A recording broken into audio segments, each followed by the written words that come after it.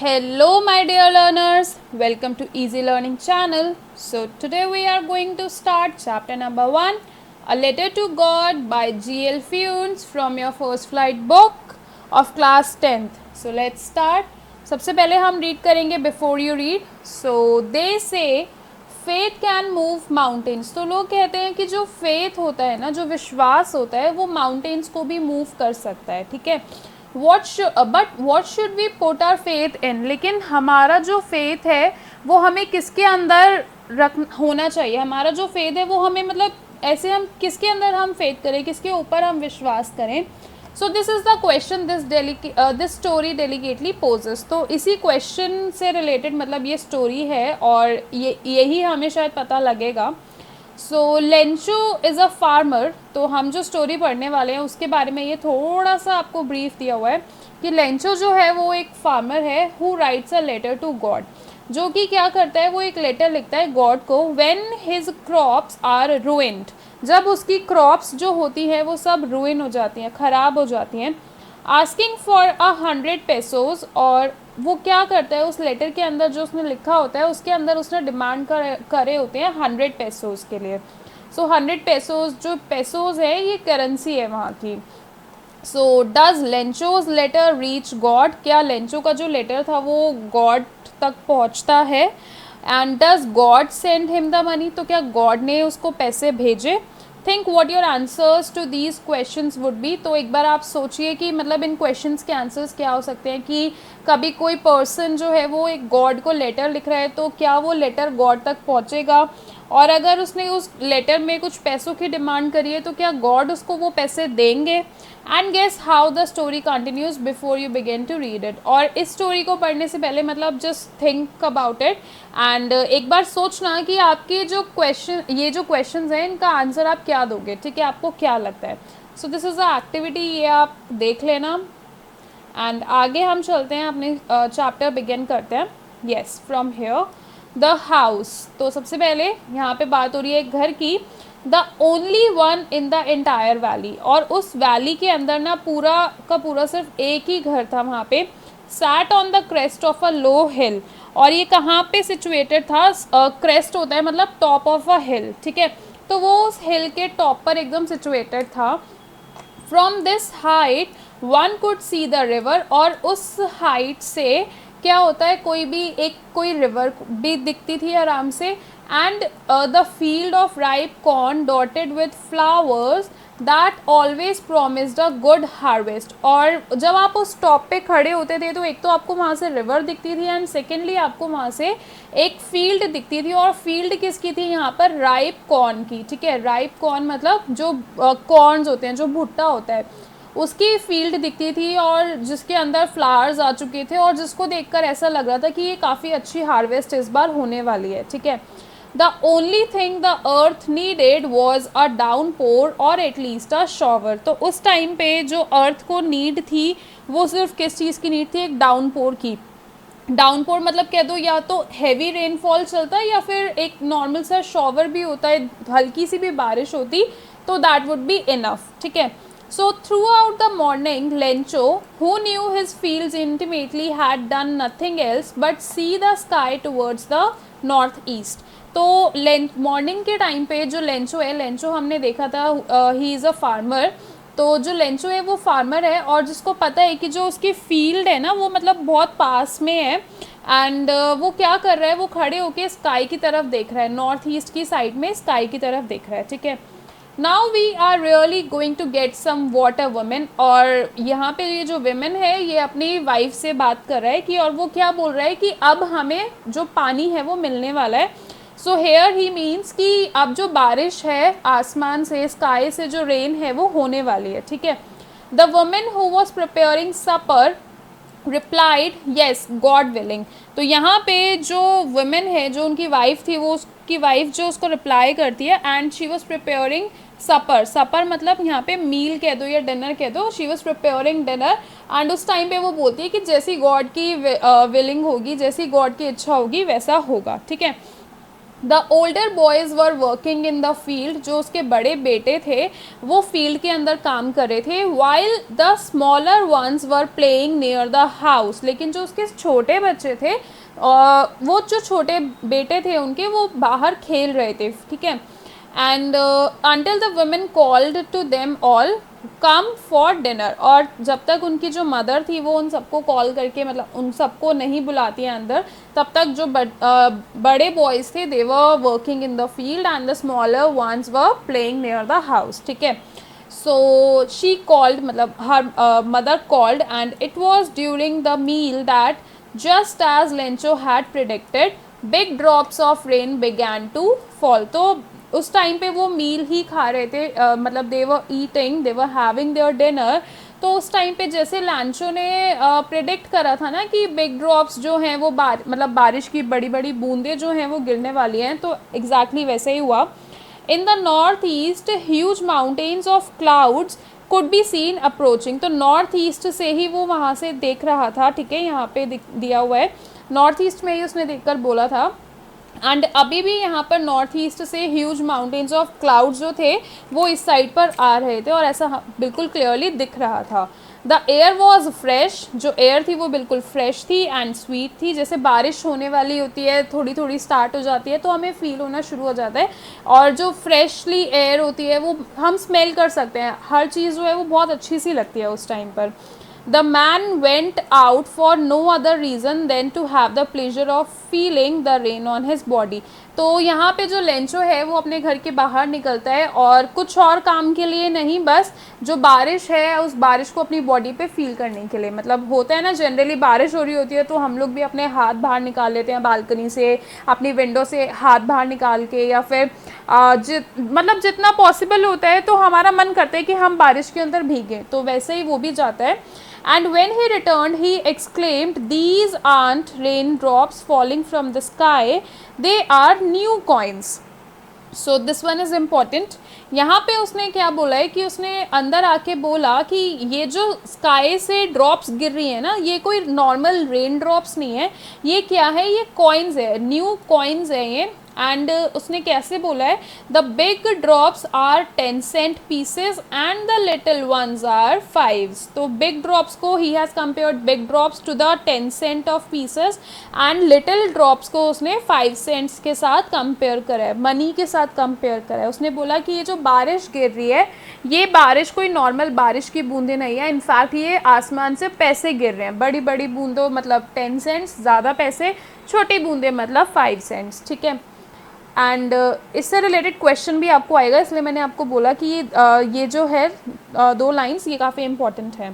So with a satisfied expression he regarded the field of a ripe corn with its flowers draped in a curtain of rain. तो बहुत आराम से, मतलब he was satisfied कि ठीक है अच्छी बारिश हो रही है, और उसका जो पूरा फील्ड था वो फील्ड पूरा रेन से भर जाता है, मतलब बारिश होती है और पूरा जो फील्ड था वो अब रेन से कवर हो जाता है। But suddenly a strong wind began to blow and along with the rain very large hail stones began to fall. तो एकदम से क्या होता है, बहुत तेज़ हवा चलने लगती है, और तेज़ हवा के साथ साथ क्या होता है कि एक बहुत लार्ज हेल स्टोन्स जो होते हैं वो गिरने लगते हैं। अब हेल स्टोन्स क्या होते हैं, जो ओले होते हैं, जो आइस बॉल्स होती हैं, हार्ड आइस बॉल्स होती हैं, वो एकदम से स्काई से गिरने लगती हैं। So these truly did resemble new silver coins. तो अब वो जो the boy is exposing themselves to the rain ran out to collect the frozen pearls. तो अब वो बोलते हैं कि ये तो बिल्कुल सिल्वर कॉइन्स की तरह लग रहा है, एंड फ्रोज़न पर्ल्स को, मतलब फ्रोज़न पर्ल्स की तरह लग रहा है, और उसको जाके वो उनको इकट्ठा करना शुरू कर देते हैं बॉयज़, मतलब छोटे बच्चे जो थे खेलने के लिए। So it's really getting bad now exclaim the man. तो यहाँ पे लेंचो बोलता है कि मतलब जब स्टार्ट हुआ था तब तक तो ठीक था, बट अब ये तो कंडीशन जो है वो ख़राब होती जा रही है, ठीक है। I hope it passes quickly, और मैं ये होप कर रहा हूँ कि ये जो हेल स्टोन्स है या हैवी रेन है ये जल्दी से पास हो जाए। But it did not pass quickly, लेकिन वो जल्दी से नहीं गई। For an hour the hail rained on the house, the garden, the hillside, the cornfield, on the whole valley. So 1 घंटे के आसपास, मतलब पूरा 1 घंटा जो ओले थे, हेलस्टोन्स थे, वो कॉन्टिन्यूसली आसमान से गिरते रहे पूरे गार्डन पर, घर पर, हिल साइड पर, कॉर्न फील्ड पर, पूरी वैली में, मतलब जो हेलस्टोन्स थे वो गिर रहे थे। So the field was white, जो फील्ड थी वो पूरी वाइट हो चुकी थी। जैसे बर्फ़ गिरती है तो पूरा वाइट हो जाता है, वैसे ही यहाँ पे हेलस्टोन्स गिरे तो पूरी फील्ड वाइट हो चुकी थी और ऐसा लग रहा था कि जैसे सॉल्ट के साथ वो कवर हो गई है, ठीक है। Not a leaf remained on the trees, तो ट्रीज के ऊपर तो एक भी पत्ती नहीं बची थी।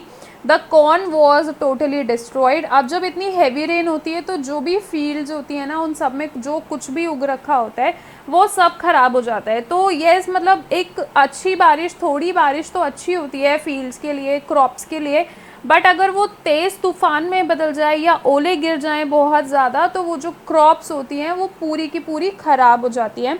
इट हैपेंड हेयर ऑल्सो, सारे जो पत्ते थे ट्रीज से वो गिर गए। The corn was totally destroyed, जो कॉर्न था वो पूरा ख़राब हो गया।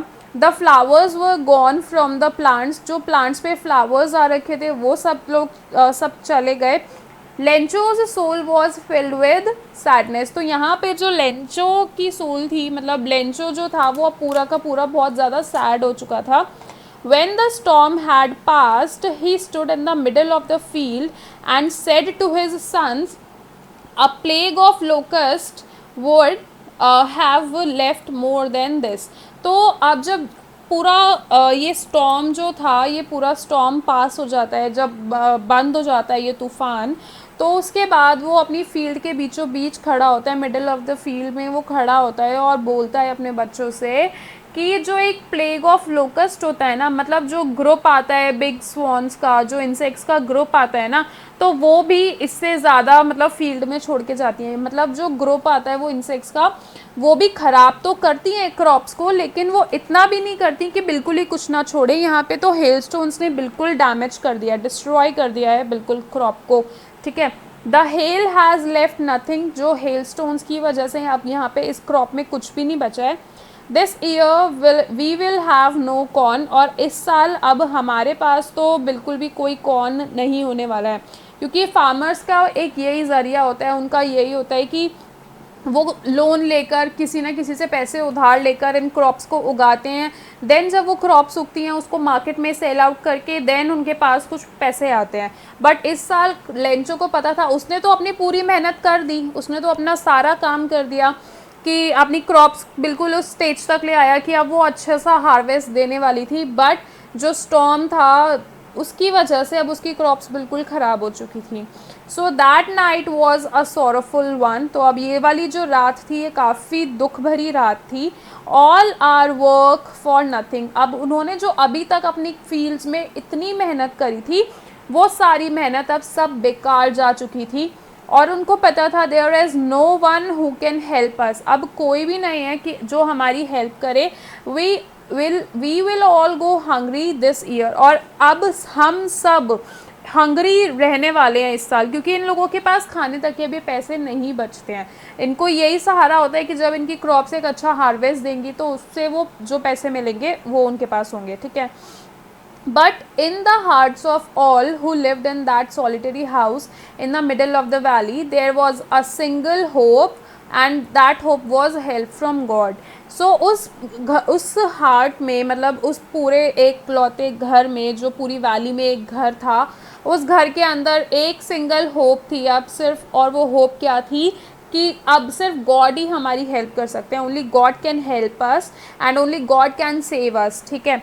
So don't be so upset even though this seems like a total loss. Remember no one dies of hunger. तो यहाँ पर लेंचो अपने बच्चों को, अपनी वाइफ को, अपनी फैमिली को ये बताता है कि तुम लोग इतने भी अपसेट मत हो। हाँ, ज़रूर ऐसा लग रहा है कि ये सब कुछ ख़त्म हो गया है, एक टोटल लॉस हो गया है हमारे लिए, बट याद रखो कि कोई भी भूख की वजह से मरता नहीं है, ठीक है। So that's what they say, no one dies of hunger, तो यही मेन बात है कि कोई भी डाई नहीं करता हंगर की वजह से। So all through the night Lencho thought only of his one hope and the help of God, whose eyes, as he had been instructed, see everything even what is deep in one's conscious. तो Lencho को बताया गया था कि God की eyes ऐसी eyes हैं, मतलब गॉड को तो सब पता होता है, इवन तो जो हमारे मन के अंदर चल रहा होता है गॉड को तो वो भी पता चल जाता है। तो God is the only hope for Lencho. अब उसको पता था कि सिर्फ गॉड हेल्प कर सकते हैं, ठीक है। So Lencho was an ox of a man. तो लेंचो जो था ना, ऑक्स ऑफ अ मैन, मतलब यहाँ पे he was very hard working like an animal in the fields. वो एक एनिमल की तरह, एक ऑक्स की तरह वहाँ पे कॉन्टिन्यूसली काम करता था, बहुत हार्ड वर्किंग था। But still he knew how to write, ठीक है, मतलब ठीक है, वो एक फार्मर था, वो फील्ड्स में काम करता था, लेकिन फिर भी उसको आता था लिखना, ठीक है, मतलब वो जानता था कि कैसे क्या लिखते हैं। So the following Sunday at daybreak he began to write a letter which he himself would carry to town and place in the mail. It was nothing less than a letter to God. तो अब जो next Sunday, मतलब coming Sunday था, उस दिन उसने क्या करा, एक लेटर लिखा जो वो खुद ही टाउन तक लेके गया और मेल बॉक्स में डाला। एंड वो कुछ नहीं था उस लेटर के अंदर, वो लेटर सिर्फ एक लेटर टू गॉड था, ठीक है, गॉड के लिए उसने वो लेटर लिखा था। So God he wrote, if you don't help me my family and I will go hungry this year. और उसने उस लेटर के अंदर क्या लिखा था कि अगर गॉड आप हमारी हेल्प नहीं करोगे तो मैं और मेरी जो फैमिली है वो हम लोग इस साल भूखे मरने वाले हैं। I need 100 pesos in order to sow my field again and to live until the crop comes because the hail storm. तो उसने क्या लिखा, क्योंकि मुझे क्या चाहिए, मुझे 100 pesos चाहिए, क्यों, जिसकी हेल्प की वजह से मैं दोबारा से अपनी जो फील्ड है उसको उगा सकूं, क्रॉप्स उगा सकूं। एंड जब तक क्रॉप नहीं आ जाती तब तक के लिए मुझे 100 pesos की नीड रहेगी, ठीक है। तो पेसोज यहाँ पे क्या होता है, करेंसी होती है। सो और उसने बताया बिकॉज द हेल स्टॉर्म, मतलब उसने सारा डिफाइन करा होगा, क्योंकि जो हेल स्टॉर्म था उसने सब कुछ डिस्ट्रॉय कर दिया है। So he wrote to God on the envelope, put the letter inside and still troubled went to town.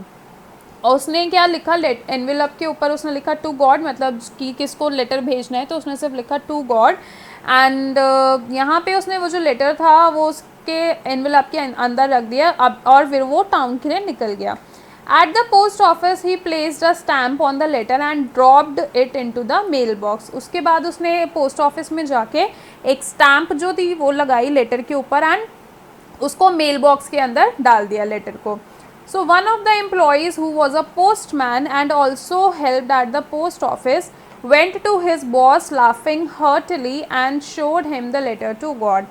सो एक एम्प्लॉय था जो कि पोस्टमैन था और पोस्ट ऑफिस के अंदर भी लोगों की, मतलब अंदर हेल्प करता था, काम करता था। तो वो अपने बॉस के पास जाता है बहुत ज़्यादा हंसते हुए और उनको दिखाता है कि see this is a letter to God. Never in his career as a postman had he known that address. तो जितना टाइम उसको हो गया था पोस्टमैन का काम करते हुए, अपने पूरे करियर में उसने कभी भी ऐसा नहीं देखा था कोई ऐसा एड्रेस जो गॉड को जाता हो, ठीक है। The post master a fat amiable, यहाँ पे पोस्ट मास्टर को डिफाइन करा गया है, वो कैसा था, एक फैट एमिएबल, मतलब एक friendly and pleasant fellow. And also broke out laughing, तो वो भी बहुत हंसने लगता है। But almost immediately he turned serious and tapping the letter on his desk commented what faith, I wish I had the faith of the man who wrote this letter. तो यहाँ पे वो भी पहले हंसने लगता है लेटर देखकर, बट बट बहुत जल्दी से ही वो क्या करता है, वो सीरियस हो जाता है और उस लेटर की सीरियसनेस को वो समझता है। एंड वो सीरियस होके लेटर को अपने डेस्क के ऊपर रख के वो क्या बोलता है कि वॉट अ फेथ, मतलब कितना विश्वास है, कितना अटूट विश्वास है। आई विश कि मेरा भी विश्वास ऐसा ही होता जैसे इस मैन का है जिसने ये लेटर लिखा है, ठीक है। तो starting up a correspondence with God, तो उसने पढ़ना शुरू करा। And so in order not to shake the writer's faith in God the postmaster came up with an idea, answer the letter. तो अब उसने सोचा कि भाई जिस पर्सन ने ये लेटर लिखा है, अब नो वन, अब ऐसा तो कोई भी नहीं कर सकता ना कि गॉड का एड्रेस पता हो, गॉड तक पहुंचा दे वो लेटर, तो it's not possible for any one of us. तो उसको पता था कि लेटर तो कहीं नहीं जाने वाला है ऑफ कोर्स, बट उसके अंदर उसने लिखा था कि अगर मुझे पैसे नहीं मिलेंगे, मैं और मेरी फैमिली पूरा हम लोग हंगरी मर जाएंगे इस साल, हमारे पास कुछ नहीं होगा करने के लिए। तो पोस्ट मास्टर ने सोचा कि जब उस राइटर का इतना फेथ है गॉड के अंदर, तो हमें क्या करना चाहिए, हमें इस लेटर का आंसर देना चाहिए। But when he opened it, it was evident that to answer it he needed something more than goodwill, ink and paper. तो यहाँ पर अभी तक उसने ना वो लेटर रीड नहीं करा है, उसको पता नहीं है। तो उसने क्या करा, यहाँ तक जैसे ही उसने लेटर ओपन करा तो उसको पता तो चल गया कि मतलब इसमें सिर्फ कुछ लिखकर उनको आंसर नहीं करना है, बल्कि उस गुडविल से ज़्यादा भी कुछ चाहिए, एक गुडविल, इंक और पेपर से ज़्यादा भी कुछ चाहिए। ऐसा नहीं है कि किसी ने बात करने के लिए गॉड को लेटर लिखा है, बट और कुछ भी है। So but he stuck to his resolution, लेकिन फिर भी वो अपनी रेजोल्यूशन पे स्टिक रहा। He asked for money from his employees. He himself gave part of his salary, and several friends of his were obliged to give something for an act of charity. तो उसने क्या करा, उसने अपने employees से कुछ बोला कि if you can help, if you can give some money, तो अपनी सैलरी का कुछ पार्ट दे दो। उसने खुद भी अपनी सैलरी का कुछ पार्ट दिया, और अपने जो फ्रेंड्स थे उनको भी बोला, तो उसके कुछ फ्रेंड्स ने भी as an act of charity, तो उन्होंने भी उसको कुछ ना कुछ पैसे दिए। So it was impossible for him to gather together the 100 pesos. तो 100 पेसोज जो था वो एक छोटा अमाउंट नहीं था। तो पोस्ट मास्टर के लिए भी इट वॉज क्वाइट डिफ़िकल्ट कि वो पूरा का पूरा अमाउंट 100 पेसोज कलेक्ट कर ले, तो ऐसा नहीं हो पाया। So he was able to send the farmer only a little more than half. तो यहाँ पर वो मोर देन हाफ अमाउंट जो था वो उतना ही भेज सकता था। He put the money in an envelope addressed to Lencho and with it a letter containing only a single word as a signature God. तो उसने क्या करा, उसने सेम लेंचो के एड्रेस पर वो एनवेलप को भेजा, और उसके अंदर एक लेटर लिखा, मतलब एक लेटर रखा जिसके अंदर उसने सिर्फ गॉड साइन करा, उससे ज़्यादा और कुछ नहीं करा। So that's all for this video. I hope आपको एक्सप्लेनेशन अच्छी लगी होगी, एंड इसका जो बाकी का पार्ट है वो हम नेक्स्ट वीडियो में कवर करेंगे, ठीक है। ये अब जो थोड़ा सा ही बचा है ये हम नेक्स्ट वीडियो में कवर करेंगे। सो आई होप आपको एक्सप्लेनेशन अच्छी लगी होगी, समझ आई होगी। And still if you find any doubt, आपको कुछ समझ नहीं आता है, कुछ कोई भी प्रॉब्लम होती है, सो कमेंट करके आप पूछ सकते हैं, okay. See you in the next video.